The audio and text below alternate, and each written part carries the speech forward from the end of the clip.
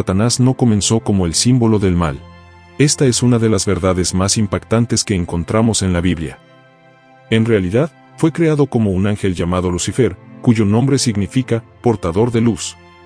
En Ezequiel 28, 12-15, se describe a Lucifer como un ser lleno de perfección, belleza y sabiduría, diseñado para reflejar la gloria de Dios y servir en su presencia. Era una de las creaciones más exaltadas, destinado a glorificar al Creador y liderar a otros en adoración. Pero entonces, algo inesperado ocurrió. En el corazón de Lucifer surgió un pensamiento que cambiaría el curso de la historia: el orgullo. Isaías 14, 12-14 nos revela su deseo de ser igual a Dios, de ocupar su trono y recibir la adoración que le correspondía solo al Todopoderoso. Esta ambición desmedida lo llevó a rebelarse contra la autoridad divina. Y no lo hizo solo. De alguna manera, Lucifer logró convencer a 1/3 de los ángeles del cielo de unirse a su causa. ¿Puedes imaginar el impacto de este acto? Un ser diseñado para la luz se convirtió en el iniciador de la oscuridad. El resultado fue inevitable. Dios, en su justicia, expulsó a Lucifer y a sus seguidores del cielo. Apocalipsis 12, 7-9 narra esta gran batalla celestial en la que Miguel y sus ángeles derrotaron a Lucifer y a los ángeles caídos, desterrándolos a la tierra. Desde ese momento, Lucifer dejó de ser el portador de luz para convertirse en Satanás, el adversario. Se convirtió en el acusador de la humanidad y en el príncipe de este mundo, trabajando incansablemente para desviar a los hombres del propósito divino. Pero aquí surge una pregunta que muchos han hecho: si Dios es todopoderoso, ¿por qué no destruyó a Satanás en ese mismo instante? ¿Por qué permitió que él y sus seguidores continuaran existiendo? La respuesta a la pregunta nos lleva al corazón de uno de los conceptos más profundos de la fe cristiana: el libre albedrío. Tanto los ángeles como los seres humanos fueron creados con la capacidad de elegir. Dios no quería autómatas que lo obedecieran por obligación, sino criaturas capaces de amarlo libremente. Y es aquí donde encontramos una verdad fundamental: sin elección, no puede haber amor verdadero. Este don, sin embargo, no está exento de riesgos. El libre albedrío significa que las criaturas tienen la capacidad de elegir no solo el bien, sino también el mal. En el caso de Lucifer y los ángeles caídos, usaron su libertad para rebelarse contra Dios.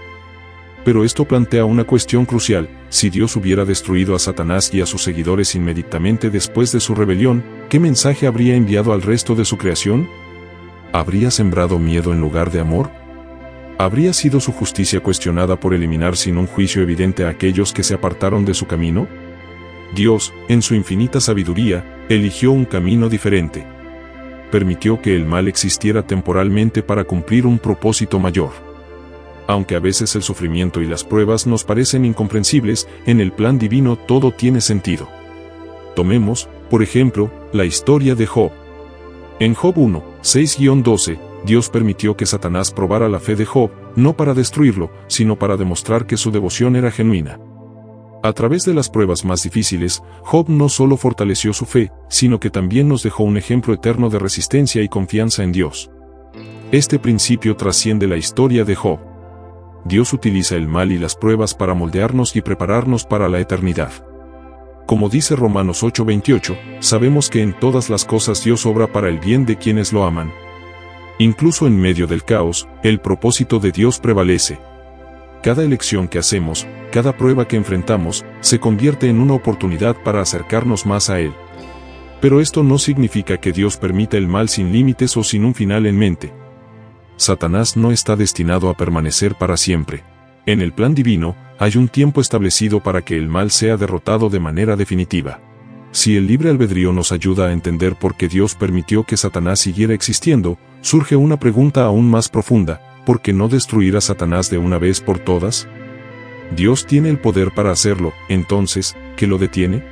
La esencia de Dios es justicia y amor, dos cualidades que no pueden separarse. Si Dios destruyera a Satanás y a los ángeles caídos inmediatamente después de su rebelión, sin que todas las criaturas entendieran plenamente las consecuencias del pecado, su justicia podría ser cuestionada. Imagina por un momento a un Dios que elimina a sus opositores sin dar una explicación o un juicio evidente. ¿Qué pensaría el resto de su creación? ¿Sería un acto de justicia o parecería más una imposición de poder? Dios, en su sabiduría, permitió que el mal siguiera existiendo por un tiempo limitado, para que tanto los ángeles como los humanos pudieran comprender completamente la gravedad del pecado y las maravillas de su misericordia. Mientras tanto, Él diseñó un plan para redimir a la humanidad y derrotar espiritualmente a Satanás. Ese plan alcanzó su punto culminante con la muerte y resurrección de Jesús. En Colosenses 2:15, se nos dice que Jesús, en la cruz, desarmó a los poderes y autoridades del mal, exponiéndolos públicamente a su derrota. Este fue un momento clave en la historia de la salvación, la victoria inicial sobre Satanás y sus fuerzas. Sin embargo, la derrota final está reservada para el juicio, cuando toda la creación verá la justicia y el poder de Dios en acción.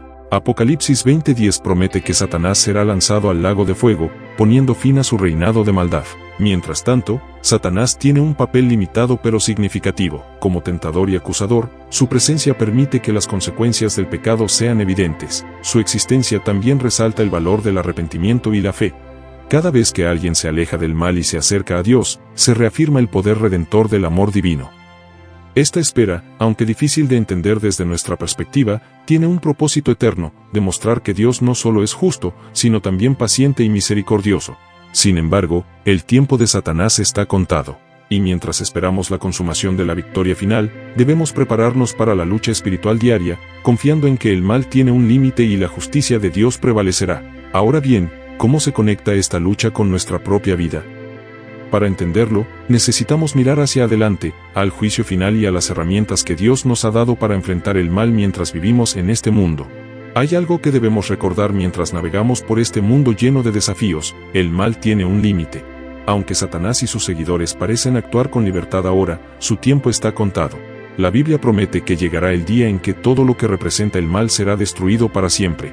En el juicio final, Dios aniquilará el reino del mal y hará nuevas todas las cosas, como nos lo asegura Apocalipsis 21, 4-5, enjugará Dios toda lágrima de los ojos de ellos, y ya no habrá muerte, ni habrá más llanto, ni clamor, ni dolor, porque las primeras cosas pasaron.